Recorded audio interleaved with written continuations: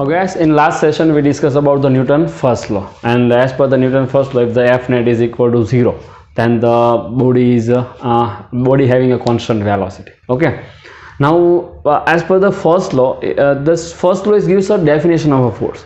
Now in today's session we are going to discuss about the second law, Newton's second law. Newton's second law gives a magnitude of a force. Okay, if you have to finding out the magnitude of force, then first we understand something about momentum, then after we discuss about it. Okay, let's first, what is a momentum? So momentum is nothing, it is a product of a mass and the velocity of a body.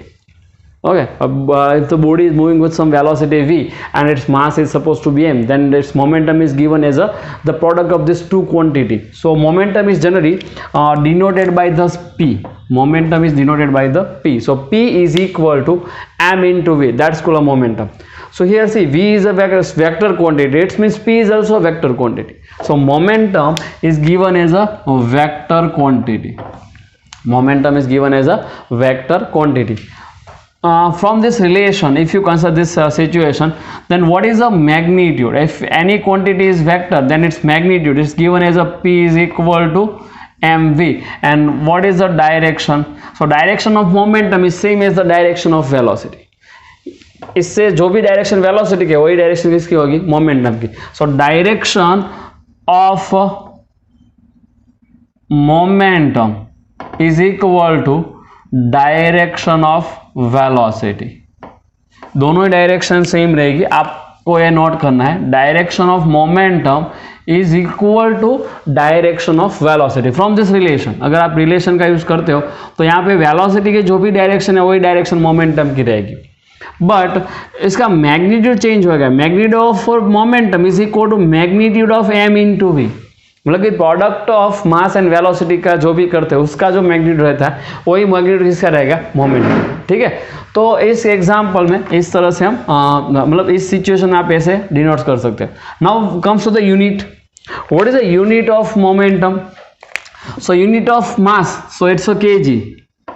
Okay, unit of velocity, that's a meter per second. So this is the unit of momentum, kg meter per second. फिर से unit of p is equal to unit of m kg, unit of velocity meter per second. So kg meter per second, that's a unit of momentum. And dimensional formula, dimensional formula अगर आपको लिखना है तो आप इससे लिख सकते हो. ठीक है, now kg is replaced by m, so that's m1. Metre is replaced by l, so that's l1. Second is replaced by t, but it is in denominator, it comes in the numerator second inverse, so that's t raised to minus 1. So that is the dimensional formula of momentum. Okay, so you just note down this momentum, note down this thing about momentum, whatever we are discussed here. Okay, now let's discuss the Newton's second law. Before we are giving any statement about the Newton's second law, first we understand how the force is changed with momentum, and means we just consider on which parameter the force is dependent actually. So Newton's second law gives a magnitude of a force. Okay, अगर magnitude दे रहा है तो फिर वो कैसे change होगा वही हमें समझना है पहले, उसके बाद हम स्टेटमेंट पे जाएंगे. ठीक है, तो पहले हमें को क्या समझना है?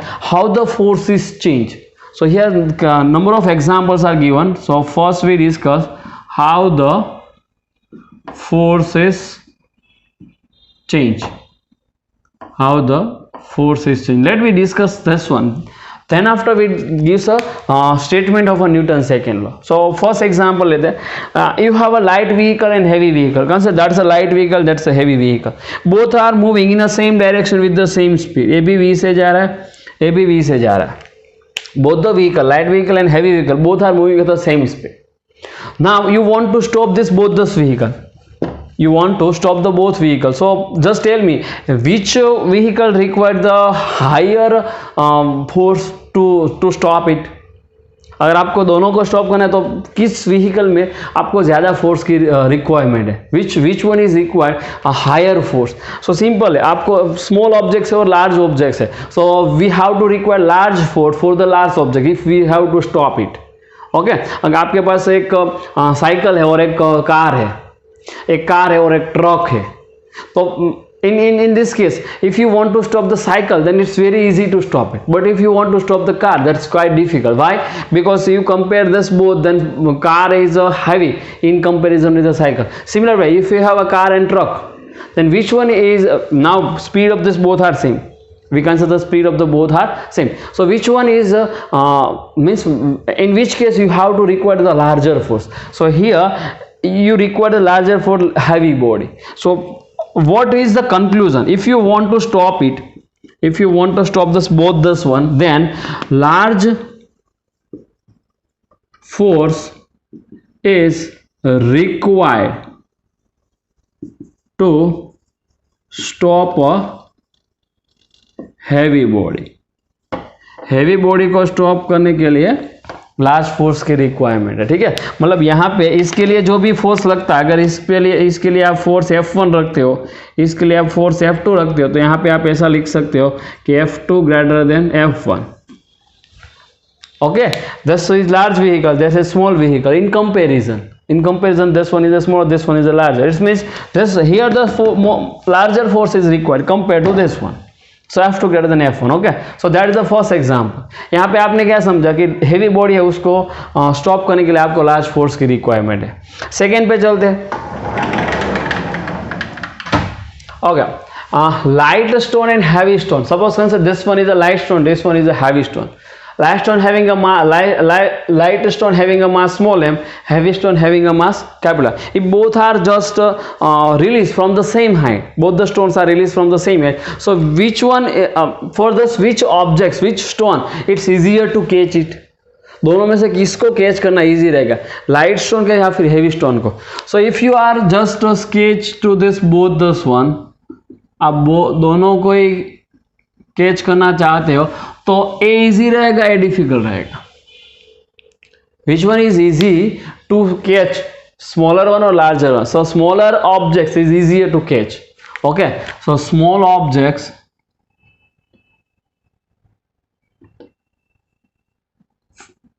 Easy to catch, easy to catch, ऐसा लिख सकते हो. मतलब कैच किया तो मतलब उसकी वेलोसिटी जीरो हो गई, कैच किया तो उसकी वेलोसिटी कितनी हो गई, जीरो. तो फिर यहाँ पे इसका मोमेंटम जीरो है, यहाँ पे भी इसका मोमेंटम जीरो हो रहा है. तो अब यहाँ पे मोमेंटम का ही चेंज हो रहा है. देखो यहाँ पे आपने कुछ वेलोसिटी उससे स्टॉप किया, मतलब उसके पास कुछ मोमेंटम था, उसके बाद आपने उसको स्टॉप किया मतलब आपने क्या चेंज किया, स्टॉप किया मतलब वेलोसिटी जीरो हो गई, वेलोसिटी जीरो मतलब मोमेंटम भी जीरो हो गया. तो यहाँ पे भी आपने मोमेंटम का चेंज किया, यहाँ पे भी आपने मोमेंटम का ही चेंज किया.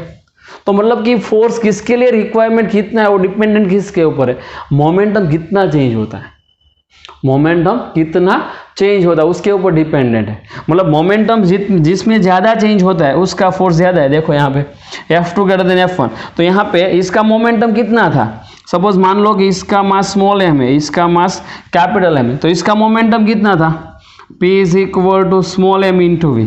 इसका मोमेंटम कितना था, इसको P1 ले लो, P2 is equal to capital E into V. So which one is greater than P2 and P1? So P2 is greater than P1 here because both have a same speed but mass is greater than 1.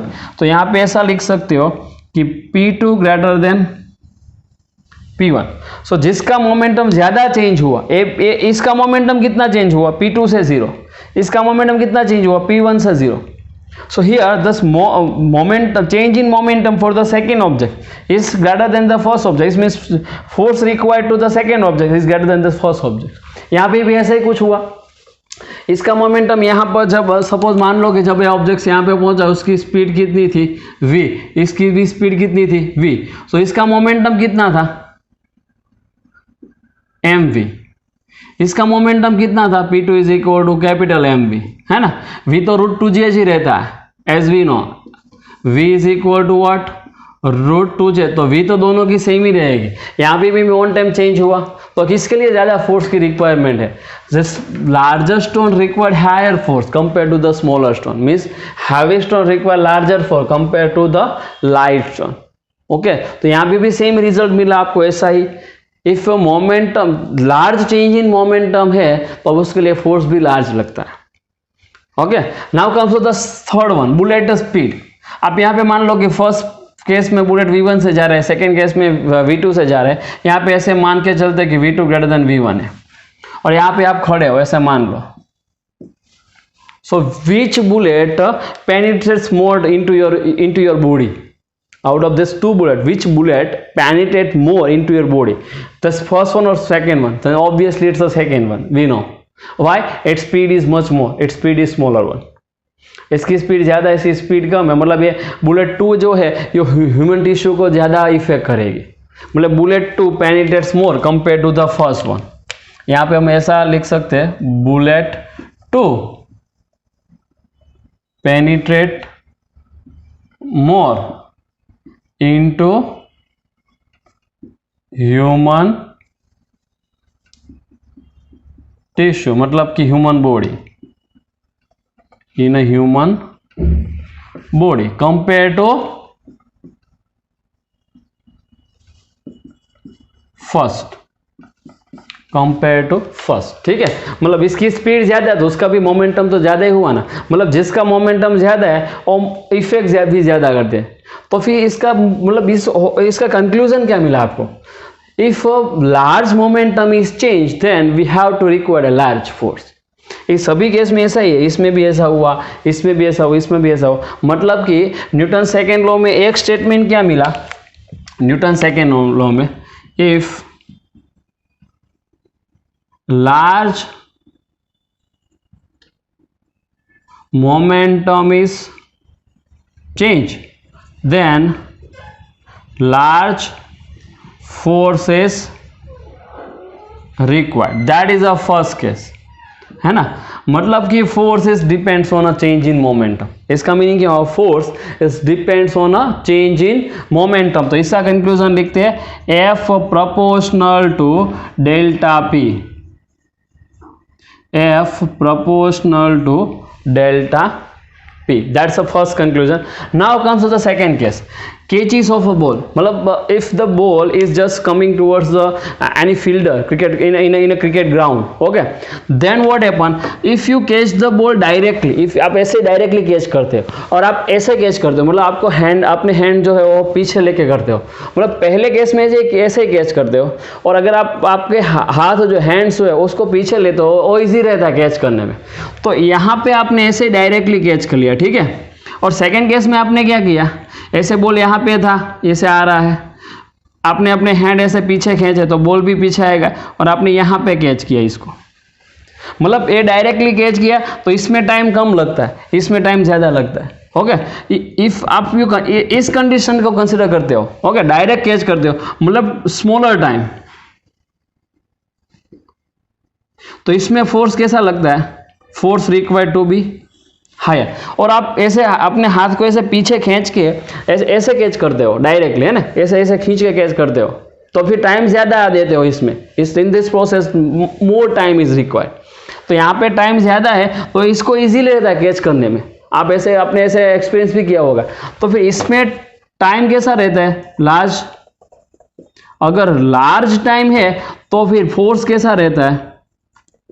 Smaller रहता है। Miss force is not only depends on a change in magnitude, कितना magnitude change होता है उस पर ही depend नहीं करता है, फोर्स इस पर भी डिपेंड करता है कि कितने टाइम में मैग्नीट्यूड चेंज होता है, in how much time this change in magnitude, इस पे भी फोर्स डिपेंड करता है। ठीक है, तो इसका सेकेंड, इसके ऊपर से सेकेंड कंक्लूजन क्या लिख सकते हैं? Force is inversely proportional to time.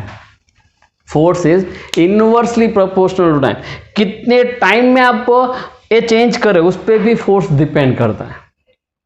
अगर स्मॉल टाइम में चेंज करते हो तो आपका फोर्स हायर रिक्वायरमेंट है, अगर आप लार्ज टाइम में चेंज करते हो उसके लिए फोर्स स्मॉलर रिक्वायरमेंट है। ठीक है, तो force is actually depends on a change in momentum with respect to time. Change in momentum, not only change in momentum, it's change in momentum with respect to time. अगर आप दोनों equation को मिला देते हो तो फिर आंसर क्या होगा कि force is depends on change in momentum with respect to time. आप दोनों इक्वेशन को एक साथ लिखते हो तो आपका आंसर हो जाएगा कुछ ऐसा कि फोर्स इस दोनों पे डिपेंड करता है, तो force proportional to delta P by delta T, इस इक्वेशन को बोलते हैं Newton second law. Detail discussion next session में करेंगे, लेकिन इस जो इक्वेशन आपको मिला कि force proportional to delta P by delta T, that's called Newton second law. इसको क्या बोलते हैं हम? Newton second law. So force is depends on a change in momentum. Delta P means change in momentum, delta T means with respect to time. Okay, so the force is depends on a delta p upon delta t, so it's called a Newton's second law. We just write the statement of a Newton's second law and everything in a next session, but आपको ये याद रखना है, ठीक है? तो ये पूरा आपने बुक्स में नोट कर लो, उसके बाद नेक्स्ट सेशन में न्यूटन सेकेंड लॉ पे चलेंगे। Note it. Okay guys, in the previous session we discussed about the momentum.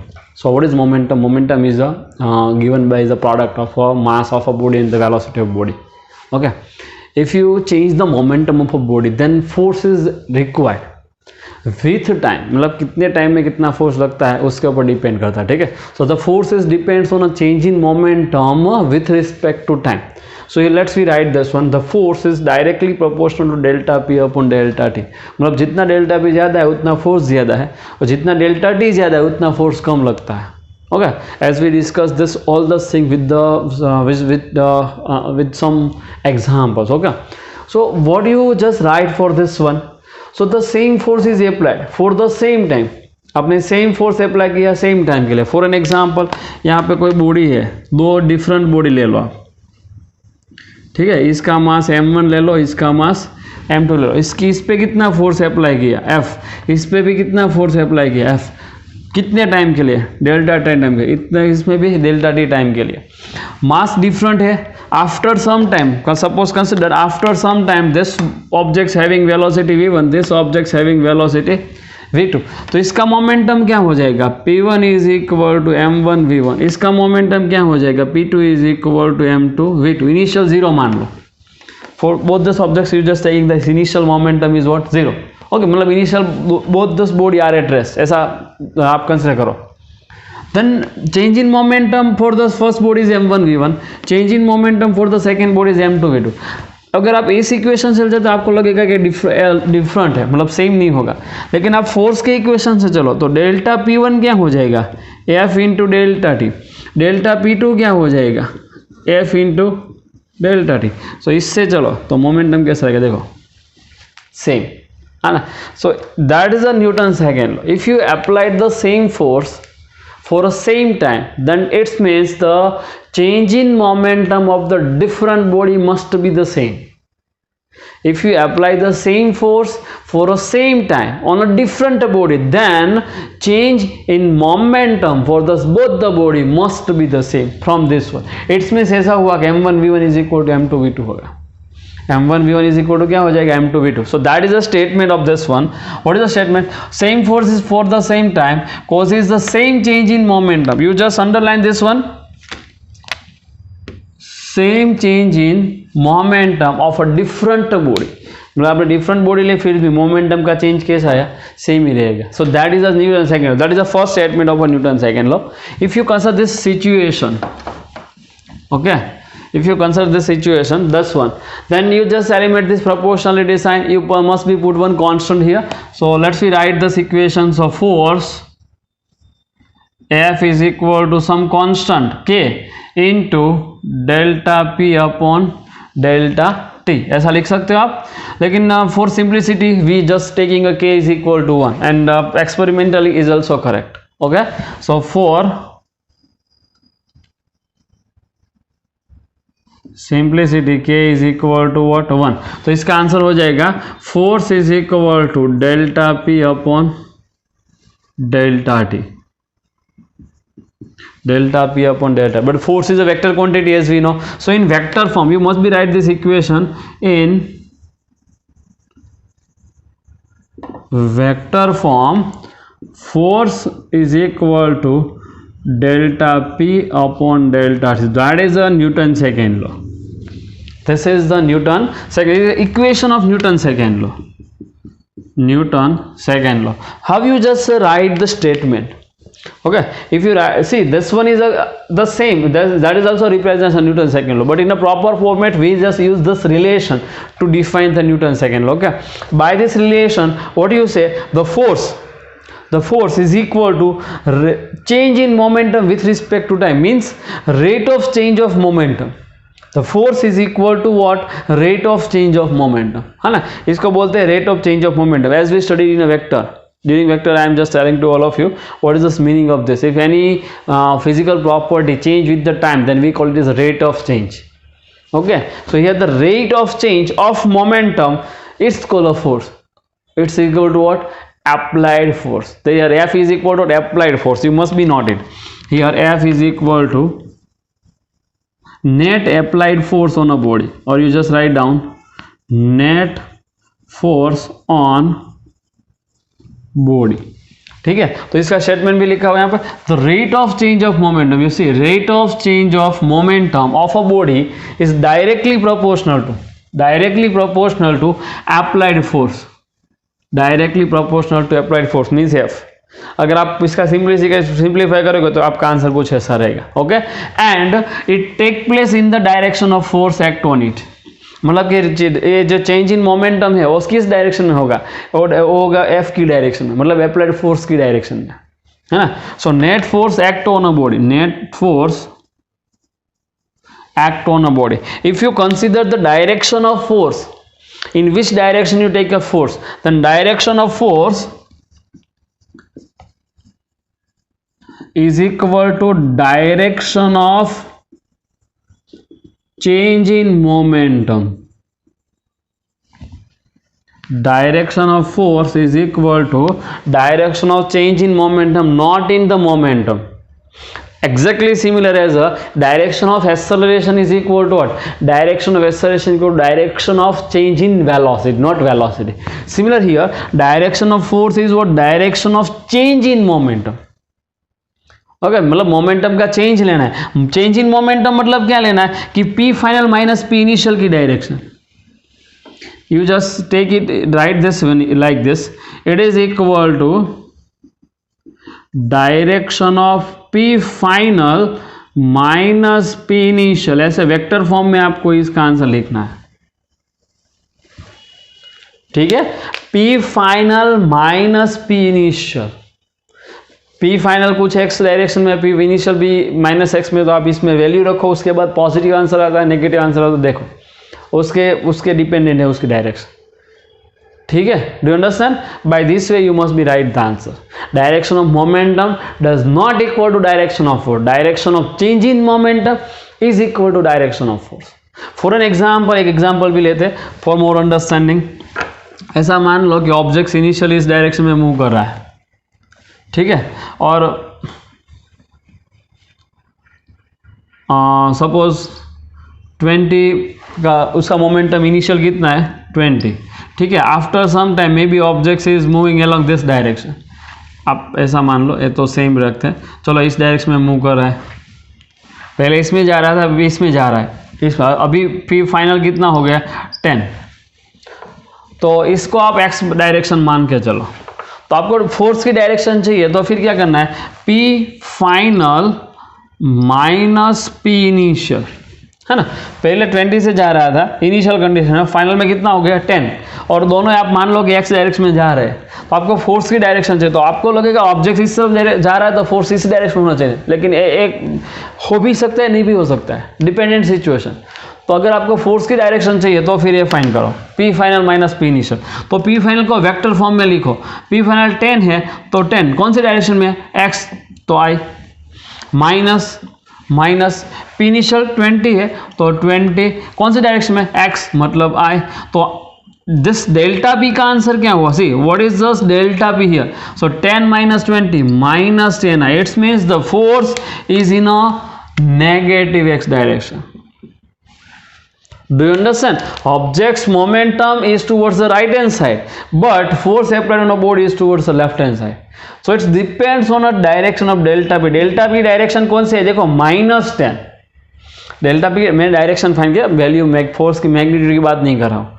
Magnitude तो आप ऐसे लिख सकते हैं, that is a magnitude actually, that's what magnitude, ठीक है। तो मैं इसकी बात कर, तो फिर ऐसा आप इक्वेशन लिख सकते हो, do you understand? So that is a situation. तो direction of change in momentum is equal to direction of force. Vector का रूल का यूज करके आपको डायरेक्शन फाइंड करना है, ठीक है। चलो इसका डिटेल डिस्कशन करते हैं। Okay, now what is P, what is this one? So F is equal to delta P upon delta T, vector form में रखते हैं, delta P upon delta P. So you just write this equation in this format also, dp by dt, delta P भी रख सकते हो। चलो delta P से count करते हैं, उसके बाद नॉट से लिख लेंगे, ठीक है। तो f का आंसर क्या है? Delta P upon delta T. What is delta P? P final minus P initial, तो ये हो गया P final minus P initial upon delta T. What is P? Momentum is equal to m into v, momentum is equal to what? M into v. So here you get this answer, F is equal to P final minus P initial, तो M into V final minus M into V initial upon delta t। M को आप common निकाल लो तो फिर क्या हो जाएगा? V final minus V initial, V final minus V initial called delta V। So the answer is what? F is equal to M into delta V upon delta t। What is the delta V upon delta t? Change in velocity with respect to time. So rate of change of velocity, that's called acceleration. So the second law is also written in this format, F is equal to ma। This is also called a Newton second law, इसको भी Newton second law ही बोलते हैं। आपने lower standard में ये study किया है, ठीक है। What is the Newton second law? F is equal to ma, but that's original format of the second law is this one, delta p upon delta t। Now the direction of force is equal to direction of acceleration। यहाँ से आप क्या लिख सकते हो?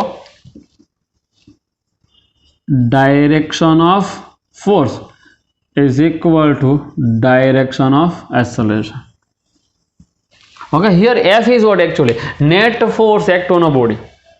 Net force actor मतलब एक body पे डिफरेंट फोर्स लग सकते हैं, ठीक है। तो जितना भी टोटल फोर्स लगता है उसका नेट फोर्स फाइंड करना है, वही एफ होगा। यहाँ पे आपको थोड़ा सा एडिशनल नोट्स लिखनी है, तो यहाँ पे आप नोट्स लिख लो। चलो देखो कैसी नोट्स है।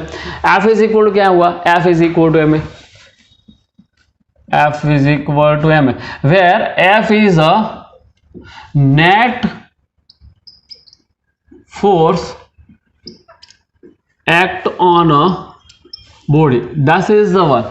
what is this? मतलब कि अगर एक कोई बॉडी है, आप मान लो अगर एक कोई बॉडी है, इस बॉडी पे इस डायरेक्शन में F1 लग रहा है, इस डायरेक्शन में F2 लग रहा है, इस डायरेक्शन में F3 लग रहा है, इस डायरेक्शन में F4 लग रहा है, तो मतलब क्या हुआ कि F क्या है टोटल?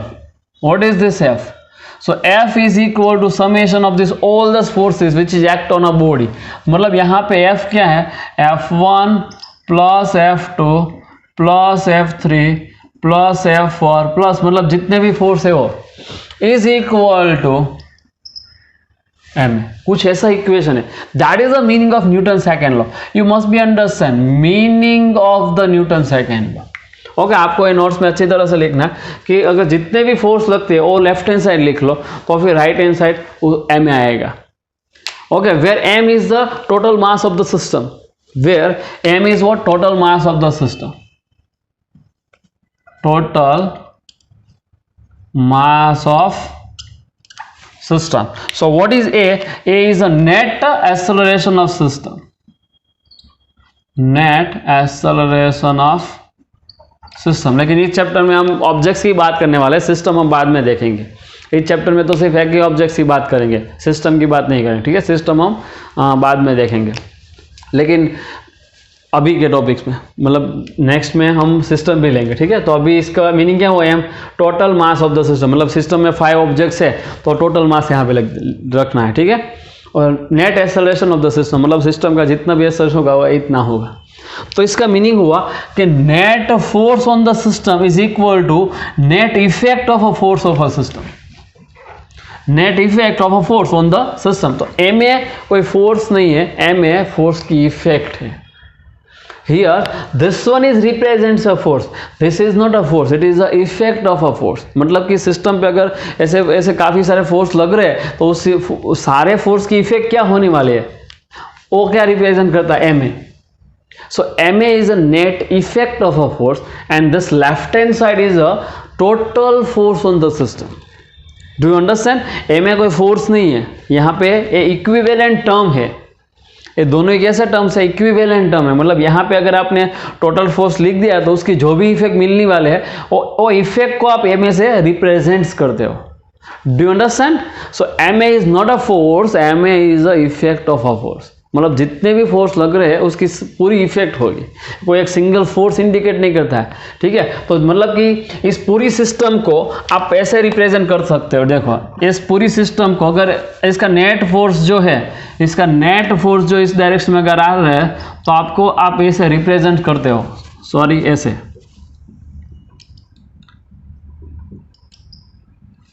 Do you understand? इसकी इफेक्ट एक ही, मतलब ये दोनों इक्विवेलेंट हो गए। अभी एक्चुअल कंडीशन ए है, लेकिन आप इसको इससे रिप्रेस करोगे तो दोनों ही कंडीशन में कोई चेंज नहीं होगा। तो ए एक्चुअल है और ए उसकी इफेक्ट है। So here M A is represents the net effect of a force. तो ए जो लेफ्ट हैंड साइड आपको ऑलवेज क्या रखना है, when you apply this law, when you apply this Newton's second law in a different situation which is given in a problem statement, then you must be write left hand side, you just write the vector sum of the all forces. left hand side आपको क्या रखना है, vector sum of all forces, और right hand side आपको क्या रखना है, m है। राइट हैंड साइड आपको इसकी इक्वल टू आपको क्या रखना है, एम है, ठीक है। तो ए जो इक्वेशन मिला, ए इक्वेशन है न्यूटन सेकेंड लॉ का एप्लीकेशन आपको एग्जांपल में रखना है, where M A is what, net effect of forces on system. आपको यही रखना है और आपको ये नोट अच्छी तरह से बना लेनी है, ठीक है। क्योंकि एग्जाम्पल में जब हम सॉल्यूशन करेंगे तब कुछ ऐसा ही इक्वेशन रखेंगे कि टोटल फोर्स रखते हैं, मतलब vector sum of the sole forces. आप डायरेक्शन ले लेते हो तो प्लस माइनस पहले से ही रख देना, तो वेक्टर सम ही हो गए। तो वेक्टर सम के इक्वल टू आपको क्या रख देना है, एम ए, ठीक है। तो इस तरह से आपको इक्वेशन अप्लाई करना है। तो यहाँ पे आपको ये समझना है what is the F, F is a net force, F is a net force. The internal force does not counted in this case, okay, but we write some of this note. First you note this one, note it, okay, ये भी note कर लो, ठीक है। चलो let's we understand the important points which is related to the Newton's second law. You just write this one by one, okay. Now first one is what, F is equal to 0। अगर आप इस equation में F is equal to 0 रखते हो तो फिर M A is equal to 0 हो जाएगा। तो उसका मीनिंग एम तो 0 हो गया नहीं, तो ए 0 हो जाएगा। So F is equal to 0, उसका meaning A is equal to 0 होगा। So in this equation, in the Newton second law, if you put net force on the system is 0, it's means net acceleration of the system is 0। अगर net acceleration 0 है तो Newton second law, ए किस में आता है, Newton first law. ए क्या है, Newton first law. मतलब आपने न्यूटन सेकेंड लॉ पर से न्यूटन फर्स्ट लॉ को डिराइव किया। By the using of Newton's second law, you just prove the Newton first law. It means Newton second law consistent with the Newton first law. Newton second law consistent with the Newton first law. ठीक है। Now 3 dimensional force count करते हो आप, तो मतलब कि F अगर 3 dimension लग रहा है तो F तो वेक्टर क्वांटिटी है। F कैसी क्वांटिटी है, वेक्टर। मतलब आप मान लो कि ऐसा कुछ सेकेंड लॉ समझते हैं, X Y and Z, x, y and z on these objects. If any force is applied in a 3-dimensional form like this, then how you represent this force, how you represent this force, ये objects है, ठीक है। सो 3-dimensional force लग रहा है तो आप f कैसे लिख सकते हो, तो सिंपल है, you just write the 3-dimensional force F is equal to fx plus fy plus fz। मतलब कि आप इसको ऐसे भी लिख सकते हो एफ एक्स आई प्लस एफ वाई जे प्लस एफ जेड के. So this is the vector form. This is what vector form. Magnitude चाहिए तो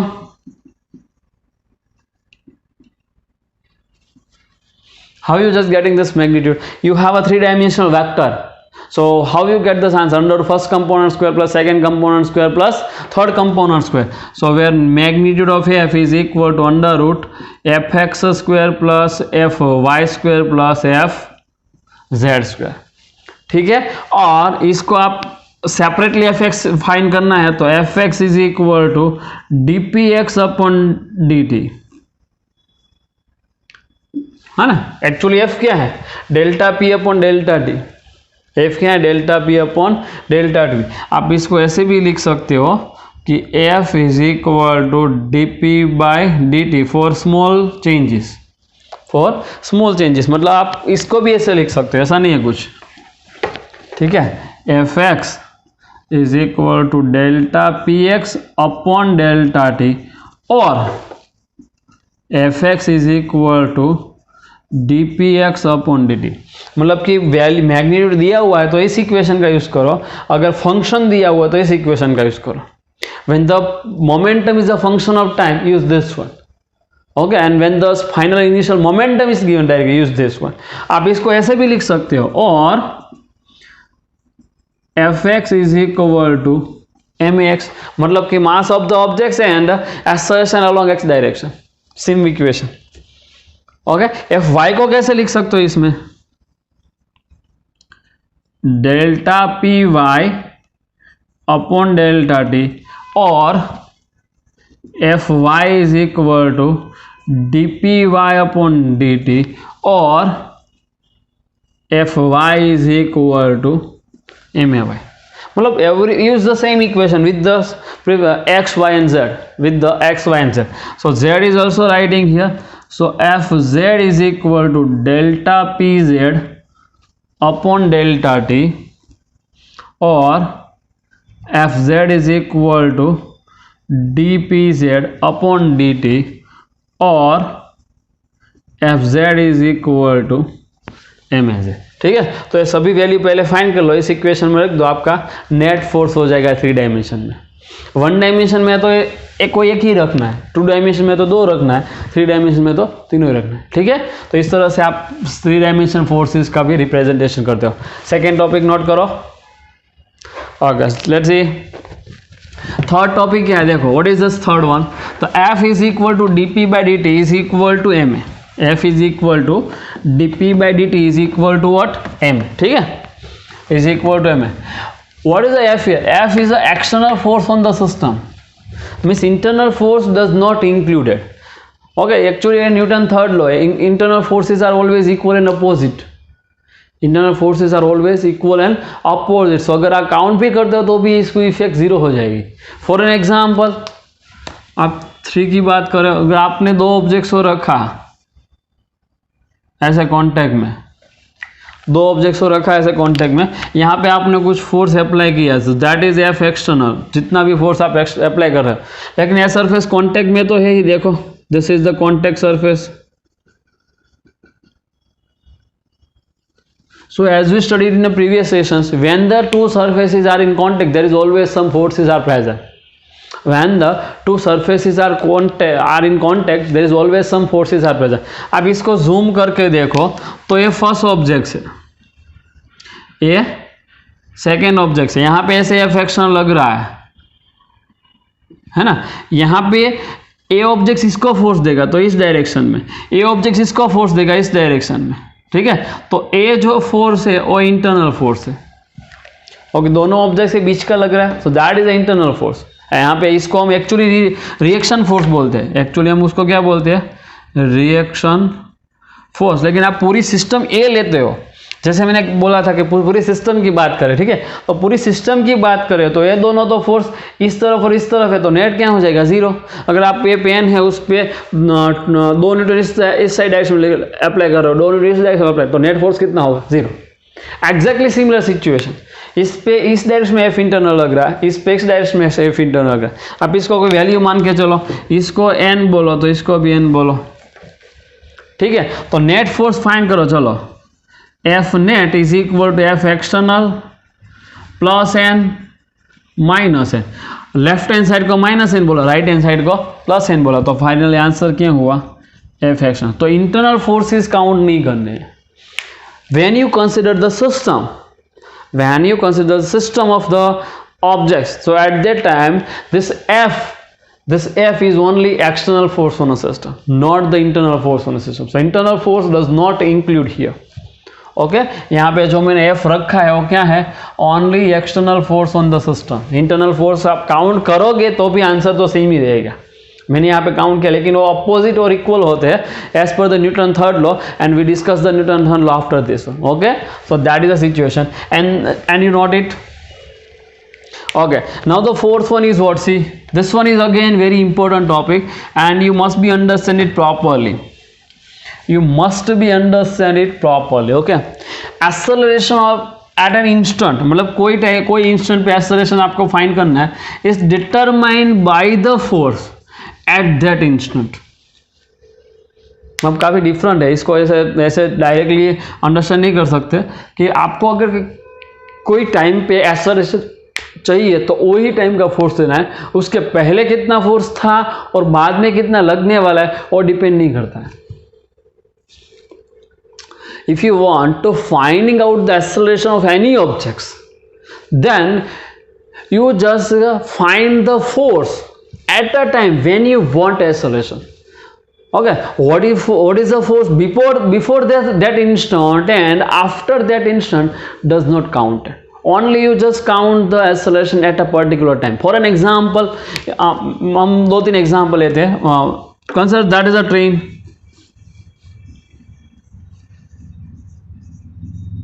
This is what train. यहाँ पे विंडो है, तो इस ट्रेन का एक्सेलरेशन कितना है, a. You just consider this one. Okay. Now you are sitting here. आप यहाँ पे हो, आपके हाथ में एक बॉल है, so you have a one ball. So what is the acceleration right now? Acceleration of train is equal to acceleration of ball. Acceleration of train is equal to acceleration of the ball. If you observe it from the ground, आपने ground से observe किया, ठीक है, तो ground से observe किया, तो इस इंस्टेंट में एक्सेलरेशन कितना है, ये इस इंस्टेंट पे एक्सेलरेशन कितना है. Now you consider new instant, now you consider the new situation. इस इंस्टेंट पे बॉल का एक्सेलरेशन इस डायरेक्शन में a is equal to a. Okay, now you release the ball from the window. Window में से आपने बॉल को release किया, तो मतलब बॉल जो है सपोज मान लो कि यहाँ पे पहुंच गया, मतलब एयर में है. नाउ दस ball is in air, now ball is in air.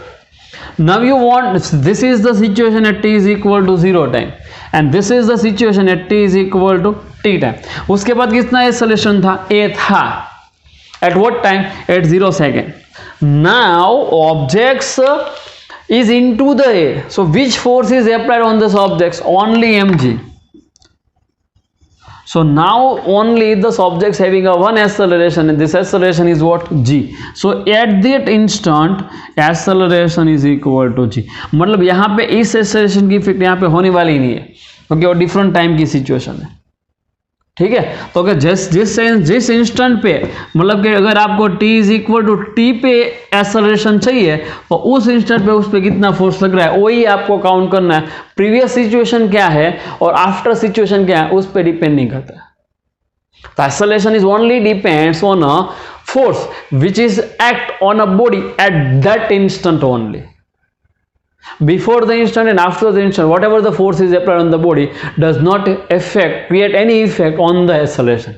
It's create effect only on the velocity. Velocity को इफेक्ट होती है, लेकिन एक्सेलरेशन में कोई इफेक्ट आते नहीं है, ठीक है. सेकेंड एग्जांपल का मतलब you just throw one ball, you just release a one ball from the moving train, then when the ball is into the air, तो acceleration of ball means there is no any effect of acceleration of train on the ball. Train की acceleration की कोई effect ball को नहीं मिलने वाली है. You must be understand, ठीक है. क्लियर हुआ सबको. सेकेंड एग्जांपल लेते हैं.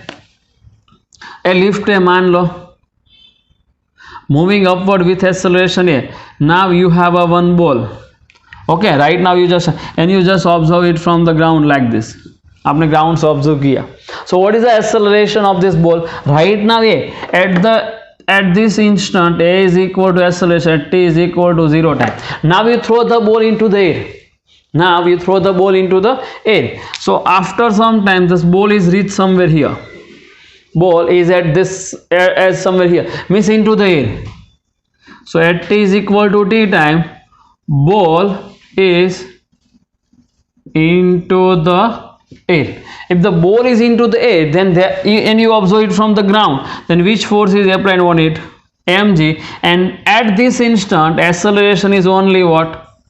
g. मतलब कि this acceleration of lift does not create any effect on the acceleration of ball when the ball is into the air. Do you understand? So by this way you just you write this last statement. See, this situation is create the effect on velocity. Okay, velocity पे सब कुछ effect करता है कि initial वो condition क्या थी, final condition क्या है. This everything is creating a effect on a velocity, but this one does not create any effect on acceleration. Okay, तो आप एक्सेलरेशन के जो इंस्टेंट पे चाहिए वही इंस्टेंट का फोर्स चाहिए, लेकिन वेलोसिटी के लिए आपको प्रीवियस सिचुएशन देखनी है. Okay, so just right consider the previous situation for velocity. Okay, मतलब वेलोसिटी के लिए आपको प्रीवियस सिचुएशन काउंट करनी है, एक्सेलरेशन के लिए कोई प्रीवियस सिचुएशन काउंट नहीं करनी. अगर आपको इसकी वेलोसिटी चाहिए तो यही एक्सेलरेशन भी होगा यहाँ पे, ठीक है, लेकिन एक्सेलरेशन चाहिए तो नहीं होगा. क्लियर है सबको? तो आप नोट से आपकी बुक्स में नोट कर लो.